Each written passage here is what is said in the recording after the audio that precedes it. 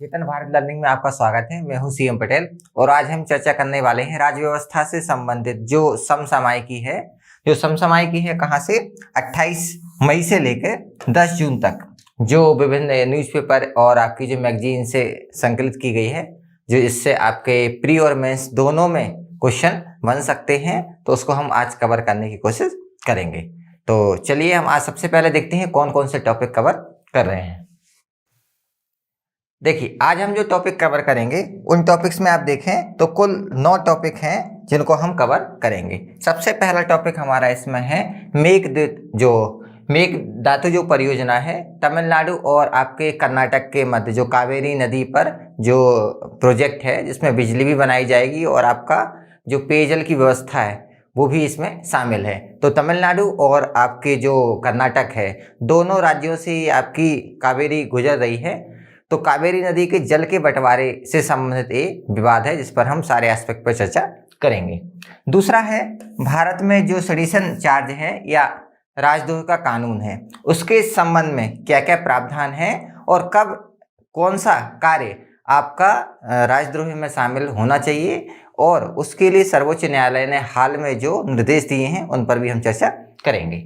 इसके बाद तीसरा हम आते हैं ACR जो पोर्टल और आयुष संजीवनी ऐप है जो हमारे सरकार के द्वारा, केंद्र सरकार के द्वारा लॉन्च किए गए हैं, जो कोविड काल में जो घर पर रहने वाले या घर पर जो ऐसे एसिम्प्टोमेटिक या जिनको हम कहते हैं बिना लक्षण वाले जो कोविड के पेशेंट हैं उनका ट्रीटमेंट किया जा सके, उसके संबंध में हम चर्चा करेंगे। फिर है नेक्स्ट हमारा टॉपिक है मॉडल टेनेंसी जो एक्ट है। टेनेंसी मतलब होता है कि आपके जो किराएदार हैं, मतलब मकान मालिक और किराएदार दोनों के संबंध में दोनों के जो कुछ प्रावधान इसमें किए गए हैं कि किराया लेने के बाद जो किराएदार के क्या कर्तव्य होंगे और किराए देने पर किराएदार को क्या क्या सुविधाएं दी जाएंगी, और जो किराया दे रहा है मतलब जो किराएदार है और जो आपका ओनर है, दोनों के अधिकार कर्तव्यों का यहाँ पर उल्लेख किया गया है। नेक्स्ट है सिविल सेवकों के लिए जो नए पेंशन नियम हैं उन पर हम चर्चा करेंगे। अभी क्या होता था कि जब आप रिटायर हो जाते थे, रिटायर होने के बाद पेंशन आपको मिलती रहती थी, लेकिन नए नियम में प्रावधान किया गया है कि अगर आप कोई ऐसी बात करते हैं जो देश की एकता अखंडता से जुड़ी हुई है, उसको बाधा उत्पन्न हो सकती है, तो ऐसा कोई वक्तव्य आप अगर देते हैं तो आपकी पेंशन को रोका जा सकता है या पेंशन आपकी कट की जा सकती है। इसके बाद SDG जो सतत विकास हमारे गोल हैं उनको ध्यान में रखते हुए उनको लागू करने के लिए, उन लक्ष्यों को प्राप्त करने के लिए नीति आयोग एक इंडेक्स जारी करता है कि भाई किस किस ने इन जो इंडेक्स हैं या जो सतत विकास लक्ष्य हैं उनको प्राप्त करने में कहाँ तक कार्य किया है, तो उस पर हम चर्चा करेंगे। नेक्स्ट है मॉडल पंचायत नागरिक घोषणा पत्र, सिटीजन चार्टर कहते हैं हम, कि सिटीजन चार्टर का मतलब होता है किसी कार्यालय के बाहर जो प्रपत्र एक लगा होता है, एक कार्यालय पे हम कह सकते हैं कि एक आपको बोर्ड दिखेगा, उस बोर्ड में लिखा रहता है कि इस कार्यालय के द्वारा क्या क्या सुविधाएं प्रदान की जाती हैं। तो ऐसे ही पंचायतों के द्वारा क्या क्या सुविधाएं प्रदान की जाएंगी, क्योंकि जो पंचायत के नागरिक हैं उनको कई बार ये मालूम नहीं होता कि हमारे क्या क्या अधिकार हैं और पंचायत क्या क्या सुविधाएं प्रोवाइड करती है। ठीक है, इसके बाद हम आते हैं लाइव स्ट्रीमिंग। कोर्ट की कार्यवाही के लिए जो नियम है वो ड्राफ्ट तैयार किया गया है कि कोर्ट की कार्यवाही को भी लाइव किया जाए, और उसके हम देखेंगे फायदा क्या है, किस तरीके से होगी और क्या क्या उसमें चिंता के विषय कंसर्न हो सकते हैं। और लास्ट है हम सुरक्षित तुम अभियान है, जिसके माध्यम से क्या होगा कि जिन एरियो में जहाँ पर हेल्थ की सुविधाएं पर बर्डन ज़्यादा है या ऐसे जो मरीज जिनका ट्रीटमेंट घर पर किया जा सकता है, उसकी हम यहाँ पर चर्चा करेंगे। तो इस अभियान के माध्यम से क्या होगा, उन लोगों का ट्रीटमेंट किया जाएगा। तो ये सारे जो एस्पेक्ट हैं उन पर हम चर्चा करते हैं। आइए सबसे पहला टॉपिक हम उठाते हैं। पहला टॉपिक में हम देखेंगे कि मेकेदातु जो आपकी परियोजना है, प्रोजेक्ट है, उस पर हम चर्चा करते हैं। ये जो परियोजना है या ये जो आपका मेकेदातु प्रोजेक्ट है, ये कावेरी नदी पर बनाया जा रहा है। कावेरी नदी और इसकी जो सहायक नदी अर्कावती जो नदी है उस पर इसका संचालन किया जा रहा है।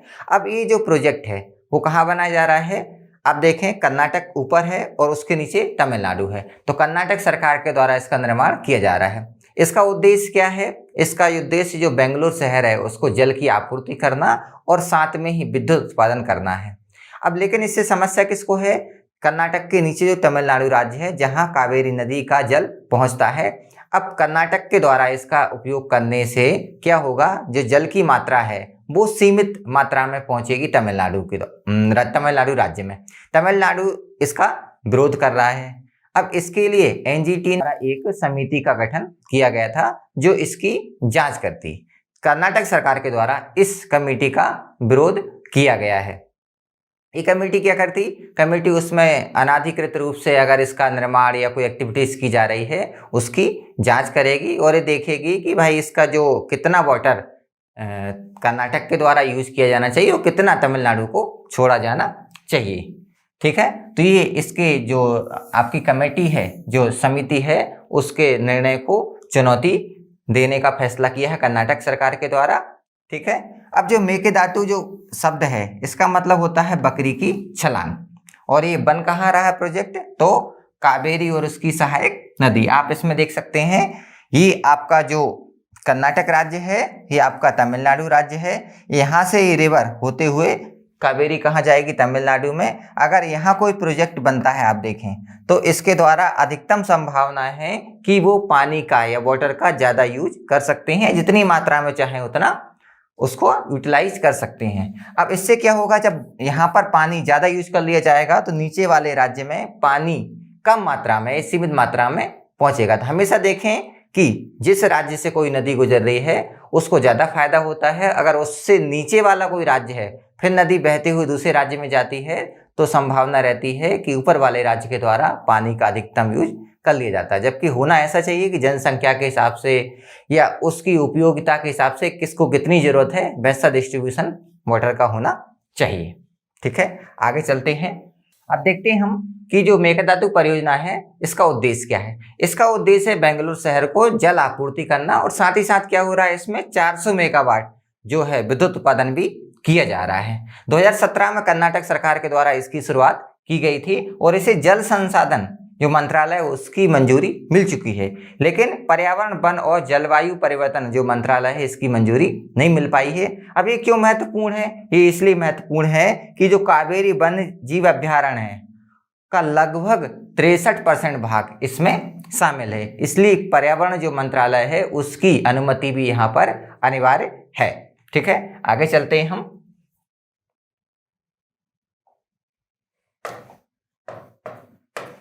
अब देखते हैं कि तमिलनाडु है ये विरोध क्यों कर रहा है।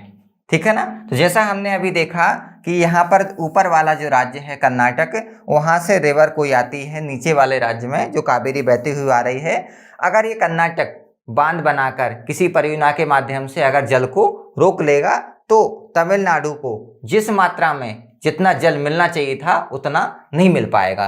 तो सबसे बड़ा कारण यहाँ पर ये हमें दिखाई देता है। देखिए, अब सबसे पहले देखते हैं कि तमिलनाडु ने सर्वोच्च न्यायालय का अनुमोदन प्राप्त होने तक ऊपरी तट पर प्रस्तावित किसी परियोजना का निर्माण का विरोध, मतलब जब तक सर्वोच्च न्यायालय इसका अनुमोदन नहीं कर देता है कि इस प्रोजेक्ट को आगे बढ़ाया जाए, तब तक कहना है तमिलनाडु का कि कर्नाटक के द्वारा इस बांध का, इस परियोजना का निर्माण रोक दिया जाए, इसको ना संचालित किया जाए। उसके बाद हम देखें कर्नाटक को इस मामले में निचले तटवर्ती राज्य यानी तमिलनाडु की सहमति के बिना, नीचे वाला राज्य जो है ना तमिलनाडु की सहमति के बिना कोई भी जलाशय, वाटर का रिजर्व करने का जो जलाशय है, वाटर रिजर्वायर है, निर्माण करने की अनुमति या कोई अधिकार नहीं है। नेक्स्ट है कि इसके डिस्प्यूट के लिए कावेरी जल विवाद न्यायाधिकरण के अंतिम निर्णय के विरुद्ध, जिसमें सर्वोच्च न्यायालय ने कहा था कि कोई भी राज्य विशेष स्वामित्व का दावा नहीं कर सकता है या अन्य राज्यों को अंतर्राज्यीय नदियों के जल से वंचित करने का अधिकार नहीं रखता है। आप समझिए कि यहाँ से अगर कोई जल आता है और नीचे वाले राज्य में जा रहा है तो देखिए ना तो कर्नाटक का पूर्ण अधिकार हो सकता है उस पर, ना तमिलनाडु का। जिसकी जितनी जरूरत है उतना उसका अधिकार होना चाहिए, एक्सक्लूसिव या अनन्य अधिकार नहीं होगा।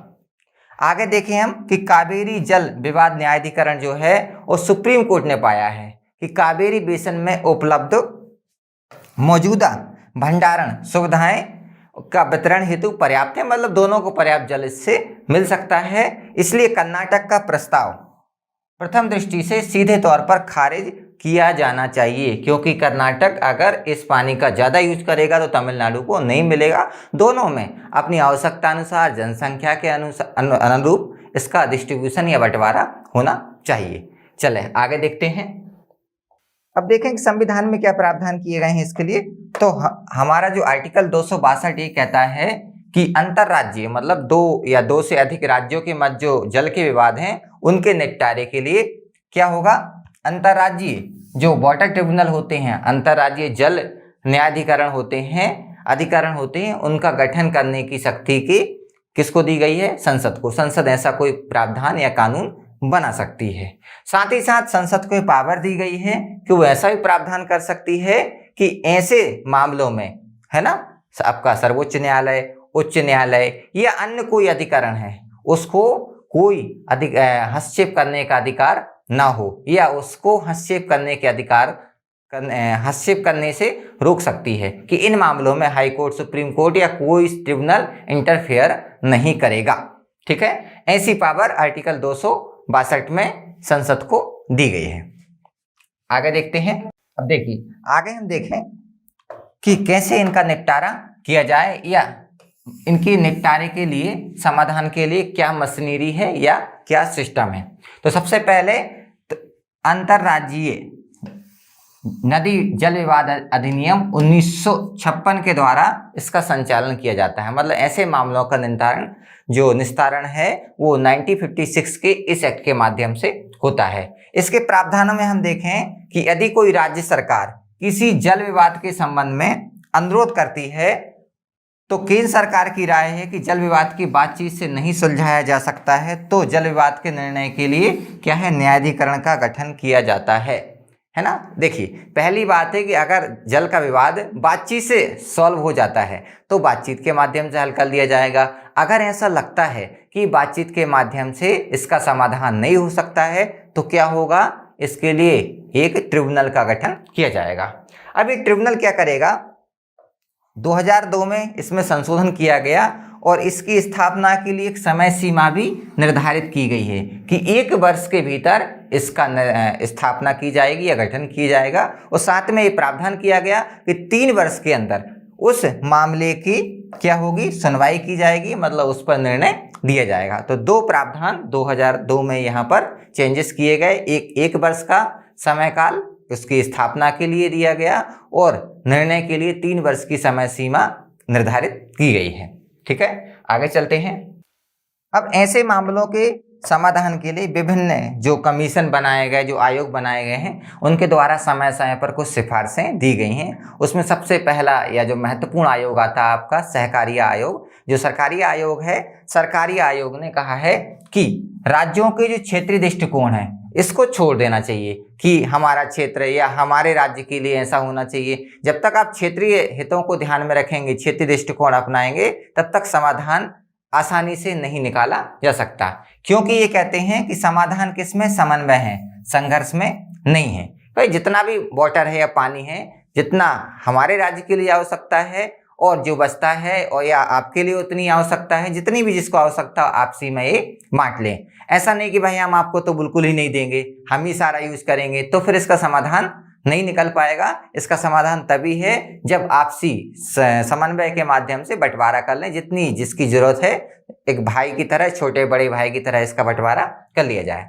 दूसरा है कि समाधान के लिए क्या होना चाहिए कि जो बेसिन है, बेसिन को आधार बनाकर इसका बंटवारा किया जाना चाहिए। मतलब किस राज्य में कितनी क्षेत्रफल पर या कितने एरिया में वो नदी और उसकी सहायक नदियों का फैलाव है, कितनी वहाँ की आवश्यकता है, उसके हिसाब से इसका निर्धारण किया जाए। इसके अलावा अगर हम लंबी अवधि के लिए देखें तो ऐसा हो सकता है कि हम नदी के लिए लड़ रहे हैं, लेकिन एक समय ऐसा आया कि नदी ही समाप्ति की ओर है, तो नदी को भी जीवित रखना है, तो वनीकरण है ना, नदी जोड़ना, मतलब एक नदी को दूसरी नदी से जोड़ना, इसमें वाटर सप्लाई या पानी का संतुलन बना रहे। ठीक है ना, उसकी जो जल है उसका प्रॉपर यूज किया जाए, उसका दुरुपयोग ना हो, जितना पानी की जरूरत है उतना ही हम यूज करें। ठीक, इसके अलावा सूक्ष्म सिंचाई, पानी का विवेकपूर्ण उपयोग आदि करने के लिए और स्मार्ट जल रणनीतियाँ, जो आजकल मतलब कम जल में हम उसका अधिकतम उपयोग या उसका लाभ उठाते हैं, ऐसे प्रयोग करें। इससे नदी भी जीवित रखी जा सके, उसका संरक्षण किया जा सके और संरक्षण के बाद ही हम उसके बंटवारे पर चर्चा करें। ऐसा ना हो कि बंटवारे पर हम लड़ते रहें और एक समय ऐसा है कि नदी ही समाप्ति की ओर है। चले आगे चलते हैं। अब जो हमारा नया टॉपिक है, नए टॉपिक का नाम है देशद्रोह, है ना। इसकी सीमा, इसे हम इंग्लिश में सेडिशन चार्ज कहते हैं। इसकी सीमा का निर्धारण संबंधित ही हमारा मामला है। सेडिशन या जो राजद्रोह होता है वो क्या होता है कि जब कोई व्यक्ति कोई ऐसी बात करता है जिससे क्या होता है, पब्लिक जो जनता है उसमें हिंसात्मक कोई गतिविधि उत्पन्न हो जाती है, जनता भड़क जाती है, देश की एकता अखंडता को कोई बाधा उत्पन्न होती है, तो ऐसे वक्तव्य को, ऐसी कोई बात को हम राजद्रोह में शामिल करते हैं। देखिए, अब देखिए सर्वोच्च न्यायालय ने ये मामला क्यों आया। ये मामला आया कि आंध्र प्रदेश में एक जो 2 न्यूज़ चैनल थे, उन न्यूज़ चैनल में जो आपके मेंबर ऑफ पार्लियामेंट हैं उनको बुलाया गया और उन्होंने उस पर चर्चा की। अब कोविड काल चल रहा था, उन दोनों ने कहा कि सरकार के, आंध्र प्रदेश सरकार के द्वारा जो कोरोना के लिए कार्य किए जाने चाहिए वो नहीं किए जा रहे हैं, या इनमें धांधली हो रही है, सरकार प्रॉपर ध्यान नहीं दे रही है। तो ऐसे आरोपों का जब आरोपण किया गया तो सरकार ने उन चैनलों पर प्रतिबंध लगा दिया और साथ ही उन पर राजद्रोह का मामला दर्ज किया गया। वो मामला के खिलाफ वो चैनल, न्यूज़ चैनल सर्वोच्च न्यायालय में गए। तो सर्वोच्च न्यायालय ने यहाँ पर निर्णय दिया कि हर जो बात है उसे हम राजद्रोह में शामिल नहीं कर सकते हैं। ठीक है ना। क्या होना चाहिए, देशद्रोह या राजद्रोह की सीमा को परिभाषित करने का समय है। मतलब कौन से जो आपके कार्य हैं, कौन से जो वक्तव्य हैं वो राजद्रोह में आएंगे और कौन से नहीं आएंगे। ठीक है। अब हम बात कर रहे हैं ब्रिटिश युग की जो हमारी आईपीसी है, मतलब जो 1860 में जिसका निर्माण किया गया था, उसमें इसका प्रावधान किया गया था। समय समय पर इसमें सुझाव दिए गए कि इसमें बदलाव किए जाए। पहले क्या होता था कि ब्रिटिश सरकार के खिलाफ जो भारतीय लोग हैं वो हमारे जो राष्ट्रीय आंदोलन है उसको बढ़ावा देने के लिए समय समय पर ऐसे वक्तव्य देते थे जिसमें जनता में एकता आए और हम ब्रिटिश सरकार का विरोध कर सकें। तो ब्रिटिश सरकार के द्वारा राजद्रोह एक कानून शामिल किया गया जिसमें अगर कोई ऐसी गतिविधि करता है तो उस व्यक्ति को क्या है, दंड दिया जाएगा। लेकिन अब जो समय है वो बदलाव का समय है। एक लोकतांत्रिक देश है, लोकतांत्रिक देश में सरकार की बुराई करने का जनता को अधिकार होना चाहिए। हमारे मौलिक अधिकार में अनुच्छेद 19 का 1A भी कहता है कि आपको थॉट एंड एक्सप्रेशन की आज़ादी है, बस बशर्ते है कि आप देश की एकता अखंडता संप्रभुता है उसको बाधित ना करें। जैसे कि मैंने आपको मामला बताया, इस जो आंध्र प्रदेश का जो मामला था उससे उभर कर आया। अब क्या है, न्यूज़ चैनल ने कहा है कि भाई इससे तो क्या है कि हमारी जो अभिव्यक्ति की आज़ादी है, जो हमारा मौलिक अधिकार है, जो मीडिया को अधिकार है, वो कहीं ना कहीं बाधित हो रहा है। दूसरा कि हमारा जो अनुच्छेद 19 है, जो 19 हमें बोलने की आज़ादी देता है, उस पर भी कहीं ना कहीं हम कह सकते हैं कि उस पर भी प्रतिबंध लगाया जा रहा है। इसके अलावा सर्वोच्च न्यायालय ने पहले कहा है कि भाई कौन से जो कार्य हैं और जो आपके कुछ कार्य हैं जिन्हें राजद्रोह में शामिल किए जाएंगे, जैसे देश की एकता है, अखंडता है, उसमें बाधा हम उत्पन्न कर रहे हैं, या कोई ऐसी हिंसात्मक गतिविधियां को हम बढ़ावा दे रहे हैं। लेकिन सारे कार्यों को हम मतलब सरकार की बुराई भी करते हैं, उसको भी आप राजद्रोह में शामिल नहीं कर सकते हैं ना, और उसका भी उल्लंघन किया गया है तो कहीं ना कहीं ये कोर्ट की भी एक प्रकार की अवमानना है। सर्वोच्च न्यायालय ने पिछले आदेश में राज्य सरकार को निर्देश दिया गया था कि वह शिकायत करने वाले नागरिकों पर मुकदमा चलाने और उन्हें गिरफ्तार करने की जो प्रक्रिया है उसको तत्काल क्या है, बंद करे, और राज्य सरकार ने उसको बंद नहीं किया है। तो क्या हुआ, ये सुप्रीम कोर्ट का या सर्वोच्च न्यायालय की एक अवमानना है। ठीक है, तो यहाँ पर भी इसका जिक्र किया गया। अब देखते हैं हम सर्वोच्च न्यायालय के निर्णय। सबसे पहला निर्णय है कि जो आपका राजद्रोह है या देशद्रोह है, इस कानून का अनुचित उपयोग। इसमें सर्वोच्च न्यायालय ने कहा है कि जो कोविड-19 है ना, मतलब 2019 में जो कोरोना की महामारी आई, उसमें कई बार लोगों के द्वारा ये कहा गया कि सरकार इसका हेल्थ सेक्टर में उचित कार्य नहीं कर रही है, या सरकार के द्वारा उचित देखभाल नहीं की जा रही है, या अनदेखी की जा रही है। तो अब इसमें कई क्या आलोचक शामिल हैं, कुछ पत्रकार हैं, सोशल मीडिया है, ठीक है ना। तो इन लोगों के खिलाफ क्या है, देशद्रोह का मामला दर्ज किया गया है, जो ये क्या है, चिंता की बात है, क्योंकि आपको अभिव्यक्ति की आजादी, आप सरकार की आलोचना कर सकते हैं, उसकी व्यवस्था पर सवाल उठा सकते हैं, ठीक है। दूसरा है कि महामारी की दूसरी लहर के दौरान चिकित्सकों की पहुंच, मतलब हेल्थ है उसकी रीच हमें कई बार कम देखने को मिली है। उपकरण हैं कई हमारे, जो जैसे ऑक्सीजन की बात कर लो आप, या इंजेक्शन की बात करो, कई बार उपलब्धता नहीं हो पाई है। ऑक्सीजन सिलेंडर की मांग एक बड़ा मुद्दा रहा है। तो कई लोगों ने इस पर अपने जो विचार हैं वो व्यक्त किए हैं, कहीं सरकार की बड़ाई भी हुई, कहीं पर सरकार की आलोचना भी हमें देखने को मिले ही। और इसमें क्या हुआ कि इस बातों में या इन सेक्टर में देशद्रोह जो कानून है उसका दुरुपयोग हमें देखने को मिला है, कि अगर किसी ने आलोचना की तो उसको देश, जबकि देश अलग होता है, राज्य अलग होती है, ठीक है, देश अलग होता है, आपका राज्य और या जिसे हम कार्यपालिका कहें, सरकार की आलोचना करने का आपको अधिकार होना चाहिए। चलें आगे चलते हैं। अब देखें, जो देशद्रोह है इसकी व्याख्या की बात करें हम, तो एक धारा है हमारी 124 आईपीसी की, है ना। इसके अलावा दो धारा और हैं, 153 का ए और 500 जो 5 है, इनमें जो देशद्रोह है उसकी व्यापक व्याख्या हमें देखने को मिलती है। बस आपको 124 से विशेष करके ध्यान रखना है, इनकी उतनी जरूरत नहीं है कि आप इनको याद रखें।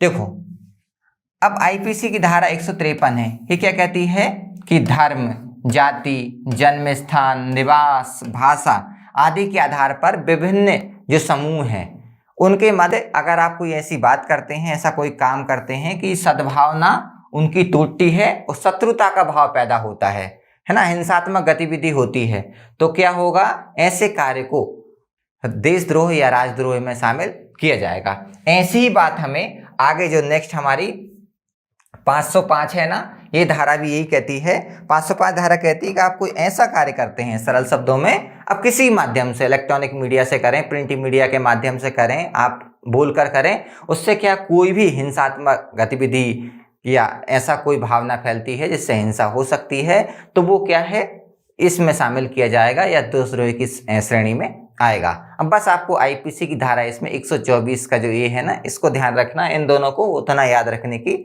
जरूरत नहीं है। तो इसे हम देशद्रोह या राजद्रोह कहते हैं।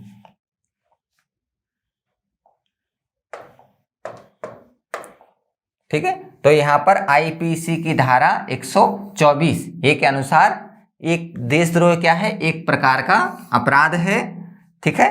और कैसा अपराध है, जिसमें कोई व्यक्ति भारत में विधि द्वारा स्थापित प्रक्रिया या सरकार के प्रति मौखिक, लिखित, है ना, शब्दों के माध्यम से, संकेत के माध्यम से, किसी कार्टून के माध्यम से, किसी भी एक्सप्रेशन के माध्यम से ऐसा कोई काम करते इससे सरकार के प्रति घृणा, अपमानना या उत्तेजना पैदा हो जाए, ठीक है ना, और या ऐसा करने का प्रयत्न करे, उसे हम क्या कहेंगे, देशद्रोह या आपका राजद्रोह।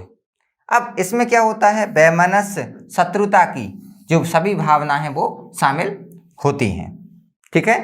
हालांकि इस खंड के तहत घृणा या अवमानना फैलाने की कोशिश किए बिना टिप्पणी को अपराध की श्रेणी में शामिल नहीं किया जाता। लेकिन अगर आप ऐसा कोई कार्य करते हैं लेकिन उससे कोई घृणा नहीं फैलती है, उससे कोई दुर्भावना नहीं होती है, कोई हिंसात्मक गतिविधि नहीं होती है, तब उसे हम देशद्रोह की श्रेणी में शामिल नहीं करेंगे। चलें आगे चलते हैं। अब इसके लिए दंड का क्या प्रावधान किया गया है। अगर कोई व्यक्ति देशद्रोह करता है, राजद्रोह करता है या ऐसा कोई कृत्य करता है जो श्रेणी में आता है, तो उसे 3 वर्ष से लेकर उम्र कैद तक की सजा का प्रावधान है। दूसरी समस्या इसी में है कि ऐसे व्यक्ति को जुर्माना भी लगाया जाएगा, ठीक है। उसे गैर जमानतीय, मतलब अगर उस व्यक्ति के द्वारा ऐसा कोई कार्य किया गया है, आरोप लगाया गया है, तो व्यक्ति क्या, उसकी जमानत नहीं होगी और बाद में तय होगा कि देशद्रोह उसने ऐसा कोई कार्य किया है या नहीं किया है, लेकिन उसे जेल में तो रहना पड़ेगा। नेक्स्ट है, ऐसे आरोपी व्यक्ति को सरकारी नौकरी करने से रोका जा सकता है। नेक्स्ट है, आवश्यकता पड़ने पर उसे समय समय पर, जब भी आवश्यकता पड़ेगी, उसे न्यायालय में उपस्थित होना पड़ेगा। तो ये उसके लिए दंड का प्रावधान किया गया है। अब हम देखते हैं आगे की जो राय है, मतलब आगे क्या सॉल्यूशन निकल सकता है। सबसे पहली बात तो जो आईपीसी की धारा 124 है, ये राष्ट्र विरोधी, अलगाववादी और आतंकवादी तत्वों से निकलने के लिए, तत्वों से निपटने के लिए क्या है, उपयोगी है। ऐसे कोई मामले हैं जिसमें अलगाव पैदा होता है ना, कोई आतंकवादी गतिविधि होती है, तो उनसे निपटने के लिए आवश्यक है। लेकिन सरकार से जो असहमति है वो इसमें शामिल नहीं होना चाहिए, क्योंकि सरकार से असहमत होना, लोकतंत्र की यही तो खूबसूरती है कि हम सरकार या सरकारी जो सिस्टम है उससे हम असहमत हो सकते हैं, क्योंकि जनता का मत है। क्लियर? तो ये परिपक्व लोकतंत्र की निशानी है कि हम सरकार से असहमत हो सके और सरकार उसको बड़ी सहजता से स्वीकार कर सके। नेक्स्ट है कि न्यायपालिका को समय समय पर जो शक्ति है, जो सुपरविजन की पावर है, पर्यवेक्षण की शक्ति है, उससे देखना चाहिए कि कौन सा कृत्य इस श्रेणी में आएगा, कौन सा नहीं आएगा। मान लीजिए किसी व्यक्ति को अपराधी इसके तहत कोई आरोपी बनाया गया है, तो न्यायालय इस बात की व्याख्या करे कि हाँ ये मामला देशद्रोह में शामिल होगा, ये देशद्रोह में नहीं होगा, क्योंकि अभिव्यक्ति की आज़ादी के तहत है। ठीक है, तो इससे जनता में भी जागरूकता फैलेगी। नेक्स्ट है कि समय समय पर क्या होना चाहिए, जागरूकता बढ़ाने के लिए सिविल सोसाइटी होती हैं, जो एनजीओ होती हैं, इन्हें आगे आना चाहिए कि हाँ इस व्यक्ति के द्वारा जो काम किया गया है वो देशद्रोह की इस परिभाषा में शामिल होता है और ये इसकी परिभाषा में शामिल नहीं होता है। ठीक है, राजद्रोह या देशद्रोह में कौन से मुद्दे आने चाहिए, सिर्फ वही जो देश की एकता, अखंडता, संप्रभुता को बाधित करते हों, बाकी मामले नहीं आना चाहिए। चलें आगे चलते हैं। नेक्स्ट टॉपिक हम देखते हैं ACCR पोर्टल जो आपका है। आयुष मंत्रालय ने एक अपने बरवल जो आभासी समारोह है, सेमिनार है, उसमें इसका लॉन्चिंग किया है, शुभारंभ किया है। आयुष क्लिनिकल केस रिपोजिटरी जो है पोर्टल है, और आयुष संजीवनी ऐप जो था उसका तीसरा संस्करण लॉन्च किया है। उसमें हम देखें, सबसे पहले जो आपका ACCR जो है पोर्टल है उसको देखते हैं हम। तो सबसे पहले ये देखें कि आयुष मंत्रालय के द्वारा आयुष चिकित्सकों, जो आयुष चिकित्सक हैं वो जो पब्लिक है, जनता है, दोनों के लिए एक प्लेटफॉर्म लॉन्च किया गया है। ठीक है ना। दूसरा देखें हम कि ये करेगा क्या, तो दुनिया भर के जो डॉक्टर हैं वो जो भी रिसर्च करेंगे, जैसे मान लीजिए कोई कार्य अगर एलोपैथी नहीं कर पाती है और उस कार्य को आयुर्वेद के द्वारा, सिद्धा के द्वारा, नेचुरोपैथी के द्वारा, आयुष के किसी भी सेगमेंट के द्वारा अगर ट्रीट कर लिया जाता है, ठीक कर लिया जाता है, तो उसकी जो रिपोर्ट है, उसकी जो रिसर्च थी वो इस ऐप पर डाली जाएगी और इस ऐप पर बाकी लोग इसको पढ़ सकते हैं, उस पर रिसर्च कर सकते हैं कि हाँ भैया एलोपैथी ये काम नहीं कर पाई थी, हमने करके दिखाया। तो उसका क्या लाभ है, सबको मिलेगा और सारे डॉक्टर उससे कनेक्ट रहेंगे।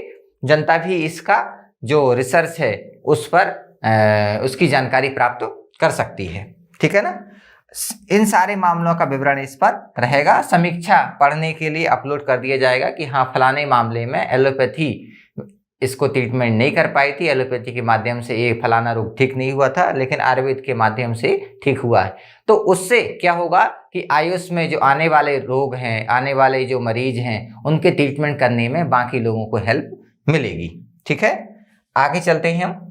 जो संजीवनी है, संजीवनी का तीसरा जो ऐप है वो लॉन्च किया गया है, किसके द्वारा, आयुष मंत्रालय एक, और दूसरा इलेक्ट्रॉनिक्स एवं सूचना प्रौद्योगिकी मंत्रालय, इसके द्वारा इसको लॉन्च किया गया है। पहला संस्करण 2020 में लॉन्च किया गया था। लक्ष्य क्या है, 50 लाख लोगों तक इसकी पहुंच स्थापित करना है, मतलब 50 लाख लोग तक इनकी रीच पहुंचे। उद्देश्य क्या है, तो देखिए आयुष में क्या है, आयुर्वेद, योगा, प्राकृतिक चिकित्सा, यूनानी, सिद्ध, शोभा रिक्पा और होम्योपैथी के उपयोग को बढ़ावा देना है। जनसंख्या में अधिकतम इसका उपयोग किया जा सके, ये पुरानी पद्धति है। और साथ में क्या हो कि अभी कोविड का काल है, तो कोविड की रोकथाम में ये प्राथमिक रूप से इसमें जो आंकड़े वो एकत्रित किए जाएंगे और कोविड से लड़ने की जो इम्यूनिटी है, प्रतिरोधक क्षमता है, इसको बढ़ावा दिया जाए। अब देखिए 5 शब्द हैं आयुष में। सबसे पहला है आपका आयुर्वेद। आयुर्वेद का उद्देश्य होता है आयुर्वेद मतलब लाइफ की जो साइंस है, जीवन का विज्ञान इसे कहते हैं। तो आयुर्वेद कहता है कि आपका जो शरीर है वो सिर्फ 3 जो हमारी प्रकृति होती है, जिसमें पहला वात आपने सुना होगा, दूसरा कफ और तीसरा पित्त। अगर ये 3 प्रकृति का हम संतुलन कर लें, मतलब 3 ही आपकी प्रवृत्ति होती हैं और 3 ही प्रवृत्ति से दुनिया के सारे रोग होते हैं। अगर इनमें संतुलन स्थापित कर लिया जाए तो आपका जीवन सुखमय बनाया जा सकता है। ठीक है, तो आयुर्वेद इस पर कार्य करता है। दूसरा हमारा योग है।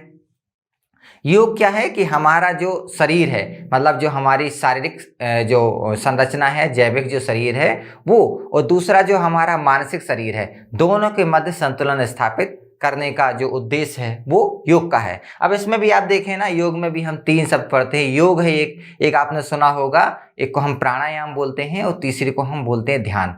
योग में क्या होता है, शरीर की विभिन्न प्रकार की आपकी जो आसन होते हैं उनका प्रयोग हम करते हैं। जैसे आपने सुना होगा सिद्धासन है, या आपने सुना होगा शीर्षासन है, सर्वांगासन है, ये सब योग में आते हैं। फिर दूसरा होता है जिसमें हम सांस की क्रिया के माध्यम से एक्टिविटीज करते हैं, गतिविधियां करते हैं, इसे हम प्राणायाम बोलते हैं। ठीक है, तो प्राणायाम जो है वो एक योग से एक कदम आगे है, हालांकि योग का ही पार्ट है और उससे भी ऊपर है। जब आप शरीर मन मतलब इससे ऊपर उठ जाते हैं, अध्यात्म की ओर बढ़ने लगते हैं, मतलब परमात्मा से संपर्क स्थापित करने लगते हैं, तो वो आपका होता है ध्यान। ठीक है, आगे चलते हैं। देखिए तीसरा शब्द यह है प्राकृतिक चिकित्सा। जो प्रकृति में जो संसाधन उपलब्ध हैं उनके माध्यम से ट्रीटमेंट किया जाता है, इसे हम प्राकृतिक चिकित्सा कहते हैं।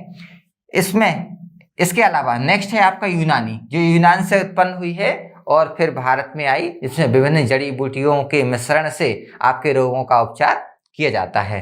फिर इसके बाद सिद्धा है, फिर सोवा रिक्पा, ये तिब्बत में, या हम बात करें चाइना के नीचे हिमाचल प्रदेश या उसके ऊपर वाला जो एरिया है, खासकर तिब्बत में ये प्रचलित है। ये कहते हैं कि आपकी जो बॉडी है वो 5 तत्वों से मिलकर बनी है।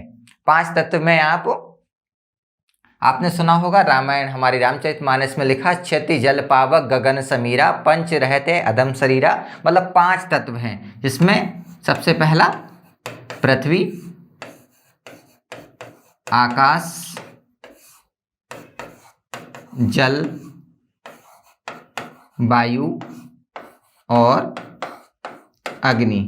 ये 5 तत्वों से हमारी बॉडी बनी है और इन 5 तत्व में से कोई भी तत्व कम या ज्यादा होता है तो आपके शरीर के अंदर रोग उत्पन्न होता है। अगर इनमें संतुलन स्थापित कर लिया जाए तो आप रोगों से बच सकते हैं। आपको रोग मतलब किसी प्रकार का रोग होगा ही नहीं, अगर होता है तो इनमें संतुलन स्थापित करके हम उसका ट्रीटमेंट कर सकते हैं।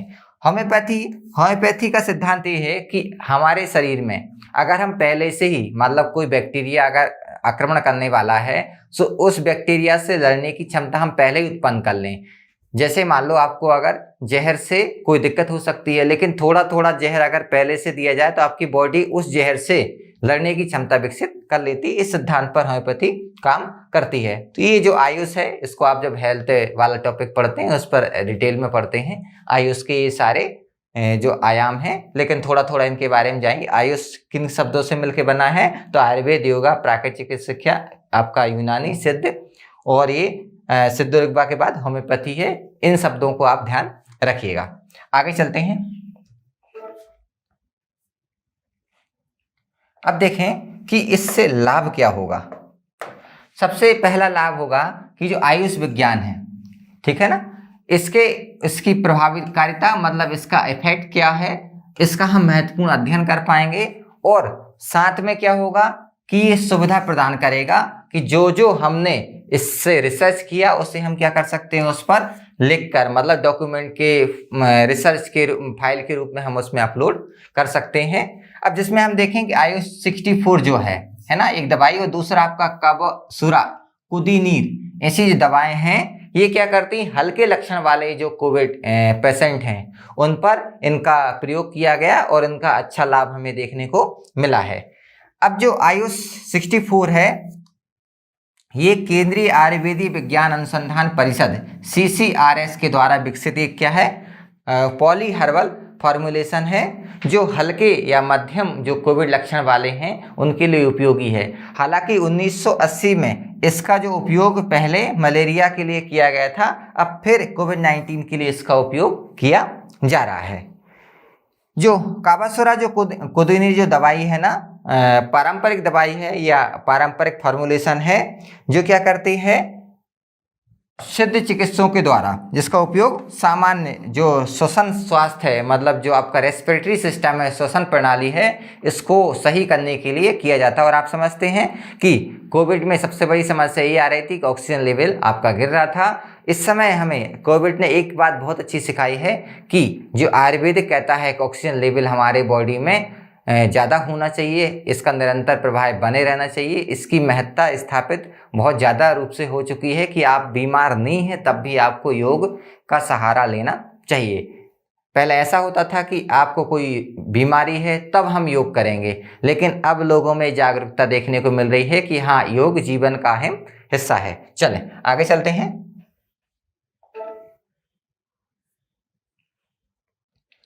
अब जो आयुष है इससे संबंधित कुछ पहल भी सरकार के द्वारा की गई हैं, जिसमें सबसे पहला आता है राष्ट्रीय आयुष मिशन, है ना। ये देश भर में चिकित्सीय प्रणाली की देखरेख के लिए चिकित्सीय सुविधाओं को बढ़ावा देने के लिए इसकी शुरुआत की गई है। दूसरा है आपका आयुष स्वास्थ्य और आपका जो कल्याण केंद्र है, इनकी स्थापना। और तीसरा हम देखें कि एक जो अधिसूचना जारी की गई है कि आयुष में जो कार्यरत कर्मचारी हैं वो भी अब क्या कर सकते हैं, सर्जिकल ट्रीटमेंट भी कर सकते हैं अगर वो स्किल हैं तो, या अगर वो स्किल नहीं है तो साथ में जो आपके एलोपैथी वाले डॉक्टर हैं उनके साथ मिलकर कार्य कर सकते हैं। मतलब इसमें क्या कहा गया है कि आयुर्वेद जो आपके जो मेडिकल छात्र हैं वो थ्योरी के साथ साथ क्या है, प्रैक्टिकल अनुभव भी प्राप्त करें।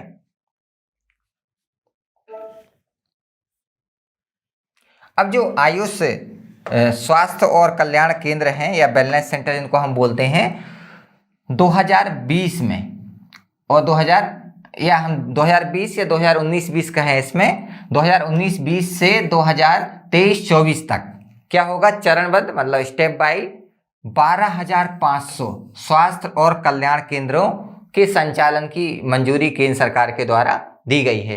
अब एक जो वेलनेस सेंटर है या आयुष स्वास्थ्य कल्याण केंद्र हैं, ये करते क्या है, जैसे आपने सुना होगा आयुष्मान भारत जो योजना है उसके माध्यम से 5 लाख रुपए तक का आपको निःशुल्क ट्रीटमेंट प्रोवाइड सरकार के द्वारा किया जाता है। अब क्या होगा कि बीमारी को, बोझ को कैसे कम किया जाए, कैसे स्वास्थ्य प्राप्त किया जाए, कहाँ स्वास्थ्य की सुविधा मिलेगी, ठीक है, कैसे मिलेगी, तो सारी जो बातें हैं या सारे जो आपके सवाल हैं वो यहाँ से उनके जवाब आपको मिलते हैं। मतलब सारी इंफॉर्मेशन, ट्रीटमेंट, ये सब यहाँ से आपको प्रोवाइड होगा। इन्हीं की स्थापना को बढ़ावा देने के लिए सरकार प्रयास कर रही है। अब देखें हम आगे, सरकार ने एक अधिसूचना जारी की है और इसमें क्या है, विशिष्ट सर्जिकल प्रक्रियाओं को सूचीबद्ध किया गया है। मतलब कुछ स्पेशल आपके जो ऑपरेशन है, सर्जिकल हैं, उनको सूचीबद्ध किया है। और आयुर्वेद के स्नातकोत्तर मतलब पीजी जो मेडिकल छात्र हैं उनके साथ साथ क्या है, परिचित होने के साथ साथ स्वतंत्र रूप से प्रदर्शन के लिए व्यवहारिक रूप और या व्यवहारिक प्रशिक्षण प्रदान किया जाए। इसका मतलब ये है कि उन्हें आपका कॉलेज के साथ साथ क्या है, सर्जिकल जो प्रक्रिया, इनके साथ साथ व्यवहारिक जो प्रशिक्षण है वो भी प्रोवाइड किया जाए। तो ऐसा एक आपका निर्देश या अधिसूचना, नोटिफिकेशन केंद्र सरकार के द्वारा जारी की गई है। अब देखते हैं नया जो हमारा टॉपिक है, नया टॉपिक है हमारा मॉडल टेनेंसी एक्ट, जो किराएदारी या किराए वाली जो संपत्ति है उससे संबंधित जो एक्ट था उसे केंद्र सरकार द्वारा मंजूरी प्रदान कर दी गई है। ठीक है, इसका जो मसौदा था, इस एक्ट का जो प्रारूप था, आवास और शहरी मामलों के मंत्रालय के द्वारा 2019 में प्रकाशित किया गया था और अब इसे मंजूरी मिल गई है। अब देखते हैं इसमें क्या क्या प्रावधान है। सबसे पहले देखते हैं कि इसकी जरूरत क्यों है। जरूरत इसलिए है कि 2011 की जो जनगणना है वो कहती है कि हमारे देश में 1.1 करोड़ जो आवास हैं वो खाली पड़े हैं, और अगर इन आवासों को किराए के लिए अगर व्यवस्थित कानून नियम बना दिए जाएं तो वो आवास किराए पर उपलब्ध करा दिए जाएंगे, और उपलब्ध कराने से जो हमारा जो विजन है 2022 तक कि सभी के लिए आवास हो, सभी के लिए घर हो, उस विजन को आसानी से पूरा कराया जा सकता है। क्योंकि इतना बड़ा जो अमाउंट है या बड़ी संख्या में है ना, 1.1 करोड़ जो आवास है वो उपयोग में आ जाएंगे। तो आगे चलते हैं, इसको हम देखते हैं अभी क्या क्या चेंजेस हुए हैं, इस विस्तार से चर्चा करते हैं, फिर आपको आसानी समझ में आएगा क्या क्या इसमें चेंजेस हुए हैं। देखिए सबसे पहले हम देखते हैं कि इसमें क्या क्या प्रावधान किया गया है। सबसे पहला है कि लिखित समझौता अनिवार्य है। अगर कोई व्यक्ति किसी मकान को, किसी संपत्ति को किराए पर देता है और कोई किराए पर लेता है, मतलब मकान मालिक और किराएदार दोनों के बीच अभी क्या होता था, कई बार मौखिक समझौता हो जाता था कि आप इतना रेंट देंगे, हम आपको ये सुविधाएं देंगे। लेकिन अब क्या कर दिया कि अब लिखित समझौता अनिवार्य है, नहीं तो जो वर्बल या जो मौखिक आपका समझौता हुआ है वो वैलिड नहीं माना जाएगा। ठीक है। दूसरा है किराएदारी और मकान मालिक और किराएदार के मध्य जो भी विवाद है उनके निपटारे के लिए क्या है, एक किराए या रेंट कोर्ट की स्थापना की जाएगी, जो स्पेशली क्या करेगा, जो इन से संबंधित जो विवाद है या मामले हैं उनका निपटारा करेगा। ठीक है। तीसरा है सिक्योरिटी डिपॉजिट के लिए अधिकतम सीमा का निर्धारण किया गया है। तो इसमें दो प्रकार की सिक्योरिटी हमें देखने को मिलती है कि अगर कोई व्यक्ति मकान किराए पर रहता है रहने के लिए तो उसे अधिकतम 2 मंथ की सिक्योरिटी डिपॉजिट करनी होगी। अभी क्या होता था कि अपने मन से, जहां तक आपको जानकारी होगी, 6-6 महीने तक का एडवांस जमा करना होता था। यहाँ पर प्रावधान कर दिया है अधिकतम 2 मंथ से ज्यादा जो आपका डिपॉजिट नहीं कराया जाएगा। और गैर आवासीय आप कोई मकान लेते हैं, कोई बिल्डिंग लेते हैं किसी खास उद्देश्य से, उसका जो अधिकतम है वो 6 महीने तक का डिपॉजिट, ये भी मैक्सिमम है, 6 महीने से ज़्यादा डिपॉजिट नहीं जमा कराया जाएगा अगर कोई बिजनेस के उद्देश्य से आप किसी दूसरे उद्देश्य से लेते हैं। लेकिन आवास के लिए 2 मंथ और गैर आवास के लिए 6 मंथ का प्रावधान किया गया है। नेक्स्ट इसमें जो प्रावधान किया गया है कि जो मकान मालिक हैं, है ना, और किराएदार दोनों के अधिकारों और दोनों के कर्तव्यों का निर्धारण किया गया है। ऐसा नहीं कि मकान मालिक के ही कर्तव्य होंगे, है ना, किराएदार के भी कर्तव्य होंगे, मकान मालिक के भी अधिकार होंगे और किराएदार के अधिकार होंगे, दोनों का स्पष्ट यहाँ पर वर्णन किया गया है। जैसे मकान मालिक क्या करेगा कि जो संरचना है, जो स्ट्रक्चर है, जो मरम्मत करनी है वो मकान मालिक के द्वारा की जाएगी। हालांकि इसमें लिखा है किराएदार की वजह से जो नुकसान नहीं हुआ उसको छोड़कर, जैसे आपने कोई मकान किराए पे लिया और आपने किसी चीज को तोड़ दिया है तो उसके लिए क्या है, जो किराएदार है वही उत्तरदायी होगा। लेकिन बाकी जो चीज है, जैसे दीवारों की सफेदी मतलब पेंटिंग कराना है, पुताई कराना है, दरवाजे खिड़कियां हैं उनकी पेंटिंग कराना है, इस टाइप की जो गतिविधियां हैं वो कौन कराएगा, मकान मालिक। अब किराएदार क्या करेगा, जैसे नाली की सफाई है, स्विच है, सर्किट है, सॉकेट हो गया, इसमें कोई डैमेज आ गया उसकी मरम्मत कराना है, कांच का कोई पैनल चेंज करना है, छोटा मोटा कांच टूट गया है, गार्डन है उसका रख रखाव करना है, तो ये सारे काम किसके अंतर्गत आएंगे, ये किराएदार के द्वारा किए जाएंगे। तो देख किराएदार के कार्य भी यहाँ पर बताए गए हैं, मकान मालिक के, तो दोनों के अपने अपने कर्तव्य हैं, दोनों के अपने अपने अधिकार हैं। नेक्स्ट पॉइंट हम देखते हैं, मकान मालिक द्वारा 24 घंटे पूर्व सूचना का प्रावधान किया गया है। अगर मकान मालिक चाहता है कि उसके परिसर में, उसके मकान में कोई मरम्मत करानी है तो 24 घंटे पहले बताया जाएगा कि आपके यहाँ प्लम्बर आएगा, प्लम्बर फलानी नली को या फलाने नल को ठीक करेगा, तो उसके लिए 24 घंटे पहले किराएदार को बता जाएगा। ऐसा नहीं कि अचानक आए और बाहर आप घंटी बजा रहे हैं कि हमें आपके मकान में या हमारे मकान में जिसमें आप रह रहे हैं रेंट पर उसमें काम करना है, तो ऐसा नहीं, पहले 24 घंटे पहले बताया जाएगा। नेक्स्ट है मकान मालिक अगर जो रेंट एग्रीमेंट में जो सारे प्रावधान हैं, जो बातें की गई हैं उनको फॉलो करता है और उसके बाद वो मकान मालिक क्या कहता है किराएदार से कि आपको मकान खाली करना है। अब किराएदार अगर मकान को खाली नहीं कर पाता है तो वो क्या कर सकता है, किराए को दोगुना कर सकता है। ठीक है, तो ये इसमें मकान मालिक को ये प्रावधान या ये अधिकार यहाँ पर दिया गया है। अब देखें ये वाला जो अधिनियम है वो क्या क्या कवर करता है या इसका कवरेज कहाँ तक है।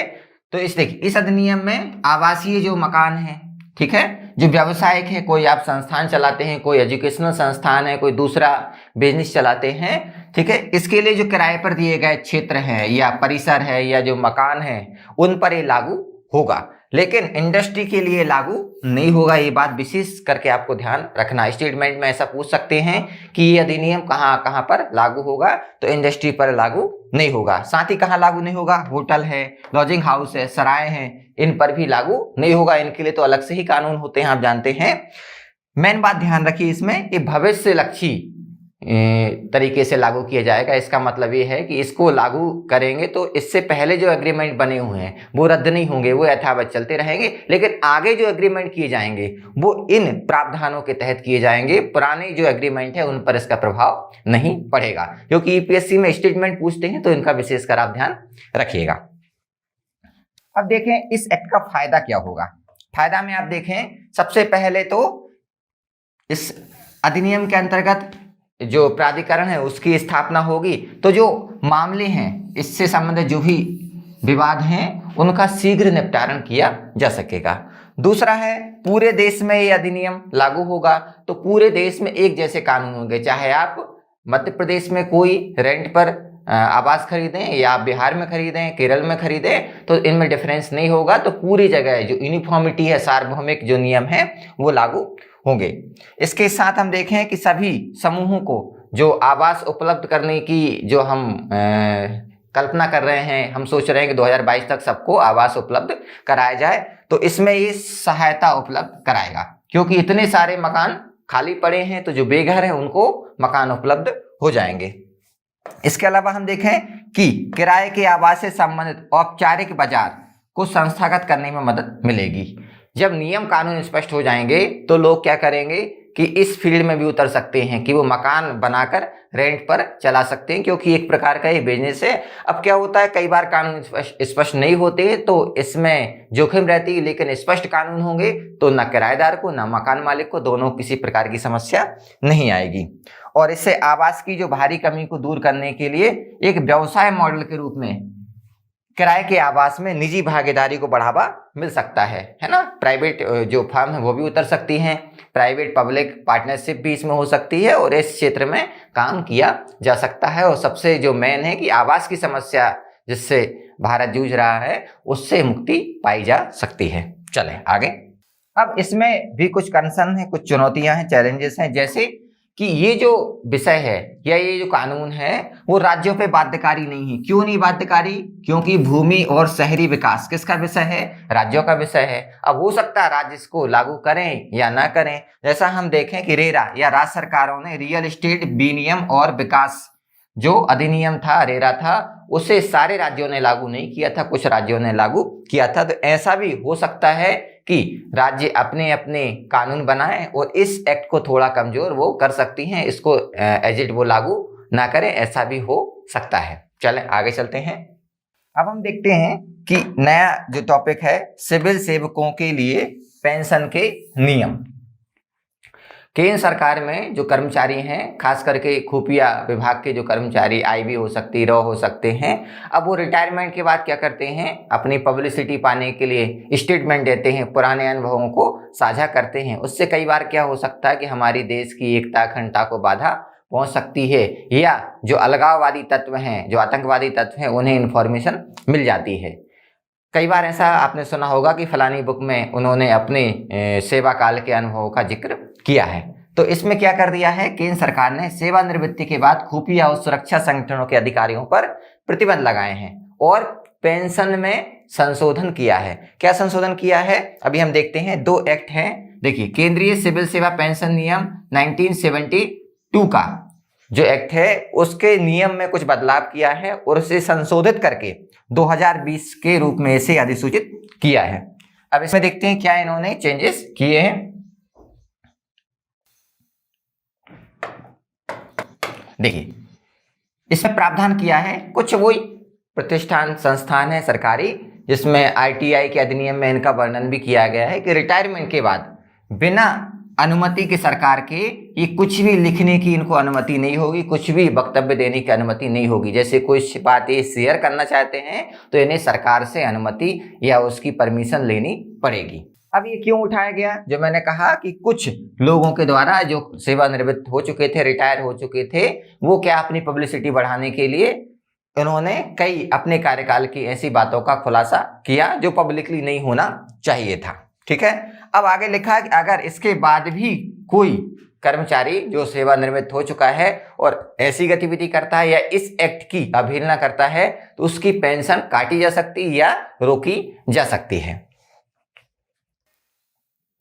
अब हम देखें कि किसी कर्मचारी को जब वो रिटायर हो जाता है तो उसे राजनीतिक गतिविधि में भाग लेने, किसी पार्टी का मेंबर बनने या किसी भी पार्टी को ज्वाइन करने पर रोक है या नहीं, तो कोई भी कानून नहीं है जो इस बात पर रोक लगाता हो। ऐसी कोई रोक नहीं लगाता है। हालांकि 2013 में चुनाव आयोग ने एक कूलिंग पीरियड का सुझाव दिया था। कूलिंग पीरियड मतलब जैसे आज व्यक्ति कोई रिटायर होता है तो उस रिटायरमेंट के कितने समय बाद, मान लीजिए 3 साल का कूलिंग पीरियड अगर रख दिया तो 3 साल बाद वो किसी पार्टी से जुड़ सकता है या राजनीतिक गतिविधि में भाग ले सकता है। हालांकि इस बात को नकार दिया गया था, ऐसा कोई कूलिंग पीरियड नहीं रखा गया क्योंकि उस व्यक्ति का सेवा काल समर्पित कब तक है, जब तक वो सरकार की सेवा कर रहा है। रिटायरमेंट के बाद उसका अपना जीवन है, वो किसी भी प्रकार की जो सही गतिविधियां उनमें भाग ले सकता है। तो ऐसा कोई प्रावधान नहीं है। अब इसके बाद हम नेक्स्ट टॉपिक देखते हैं, SDG India index NITI Aayog. जो एसडीजी इंडिया इंडेक्स है ये नीति आयोग के द्वारा जारी किया गया है। नीति आयोग द्वारा सतत विकास लक्ष्य जिन्हें हम एसडीजी कहते हैं, इंडिया इंडेक्स और डैशबोर्ड 2020-21 का तीसरा संस्करण जारी किया है। एसडीजी इंडिया इंडेक्स 2021-2021 भारत में संयुक्त राष्ट्र संघ के सहयोग से विकसित किया गया है। ये आप जानते हैं कि संयुक्त राष्ट्र संघ ने कुछ सतत विकास लक्ष्य जारी किए हैं जिनको प्राप्त करना सभी देशों का उद्देश्य है और अपनी वो पॉलिसी में इनको शामिल करते हैं कि इनको हम जैसे गरीबी को हटाना है, शिक्षा का एजुकेशन बढ़ाना है, हेल्थ की जो है समानता स्थापना करनी, सभी को हेल्थ प्रोवाइड हो सके। ऐसे हम 17 लक्ष्य पढ़ते हैं। तो इनको पाने के लिए सरकार समय समय पर पॉलिसी बनाती है और फिर मूल्यांकन करती है। उसी मूल्यांकन को दर्शाता है किस राज्य ने कितने स्तर तक काम किया है और वो कहां तक सफल हुआ है।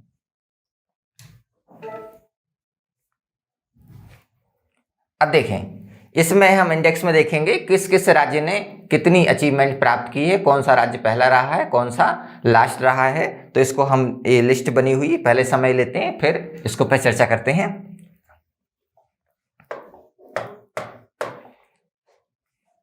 देखिए, नीति आयोग ने डेटा संचारित मूल्यांकन के माध्यम से, है ना, डेटा के माध्यम से देश की प्रगति की निगरानी की और निगरानी के बाद क्या है, राज्यों और केंद्र शासित प्रदेश, मतलब इसमें सब शामिल हैं, इनकी जो कंपटीशन है, प्रतिस्पर्धात्मक जो विकास है, भावनाओं को बढ़ाने के लिए 2018 में ये अपना पहला सूचकांक जारी किया था।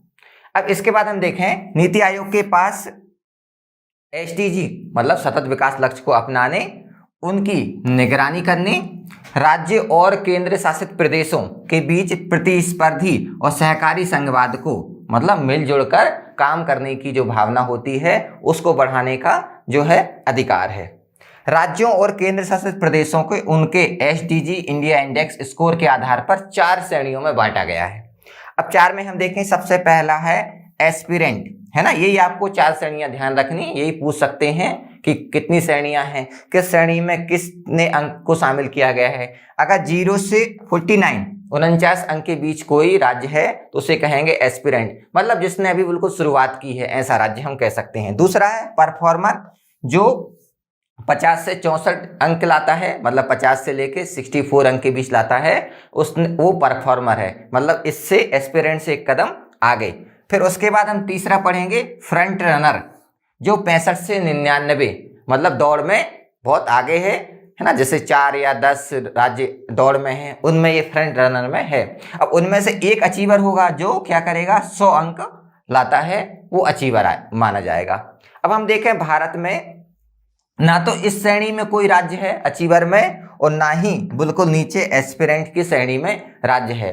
भारत के राज्य इसके अंतर्गत आते हैं, परफॉर्मर और फ्रंट रनर के। ठीक है, तो ध्यान रखिएगा ये 4 श्रेणियों में इसको बांटा गया है। अब हम देखें कि भारत में कितने सुधार हुए, कौन सा राज्य कहां पर आया। तो देखिए एसडीजी के हम पिछले स्कोर को देखें तो 6 अंकों का सुधार हुआ है। 2019 में जो 60 था वो बढ़कर 2021 में कितना हो गया, 66, मतलब 6 अंकों का सुधार हुआ है, ये आपको याद रखना है। वर्तमान में एस्पिरेंट अचीवर श्रेणी में कोई राज्य नहीं है, हम चर्चा कर चुके हैं। 15 केंद्र शासित और नॉर्मल जो केंद्र शासित राज्य हैं और बाकी जो राज्य हैं वो परफॉर्मर की श्रेणी में हैं, और 22 राज्य जो हैं वो फ्रंट रनर की श्रेणी में। इसमें केंद्र शासित प्रदेश भी हैं और आपके राज्य भी शामिल हैं।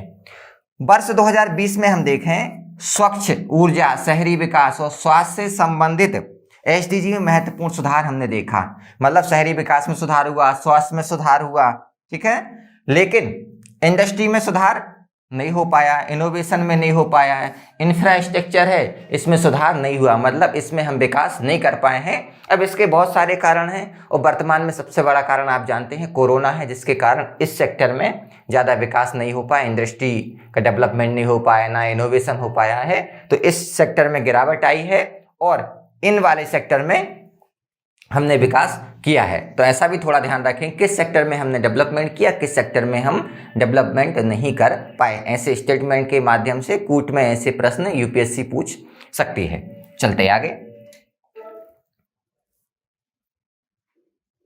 अब देखते हैं सबसे पहला जो टॉप स्टेट है, किस स्टेट ने, किस राज्य ने टॉप किया है। तो देखिए केरल सबसे टॉप पर है और इसका हम देखें स्कोर 75 के साथ ये पहले स्थान पर है। 75 सबसे बेस्ट रैंकिंग है इसकी, है ना, राज्यों में सबसे बेस्ट है और राज्य की रैंकिंग 75 है, याद रखेंगे। इसके बाद हम देखें कि तमिलनाडु है और फिर हिमाचल प्रदेश है, तो ये टॉप 3 राज्य हैं।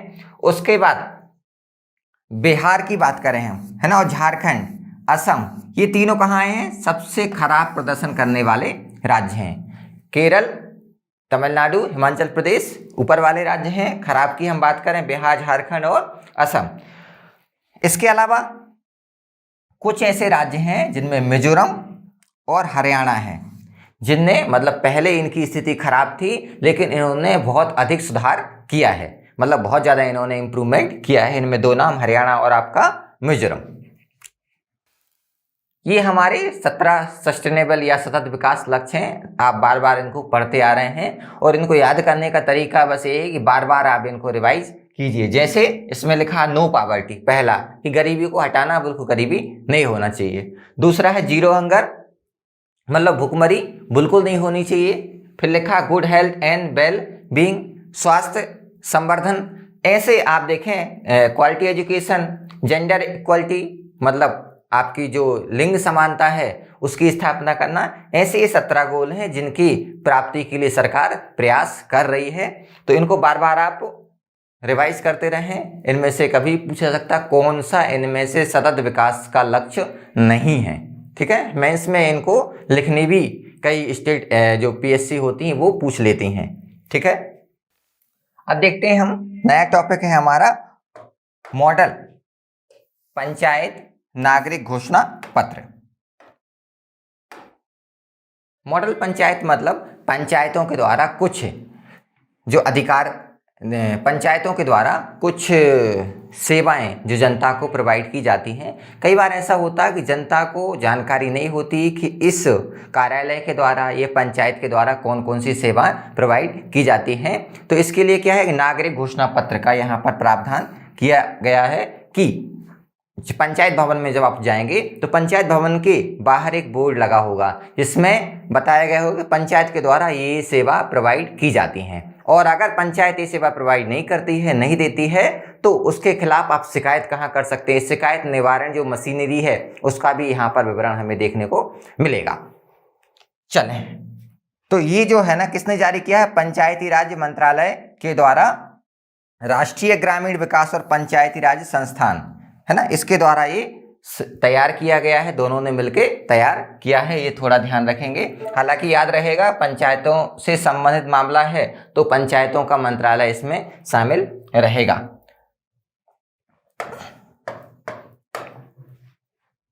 ये क्या करेगा, 29 क्षेत्रों में सेवाओं के वितरण की घोषणा करता है कि 29 सेक्टर में। हालांकि हम पढ़ते हैं कि हमारी जो 11वीं अनुसूची है, 11वीं अनुसूची में पंचायतों को 29 विषय दिए गए हैं, 29 विषय दिए गए हैं। तो ऐसे याद रखेंगे आप, 29 क्षेत्र में ये अपनी सेवा वितरण के लिए कार्य करेगा।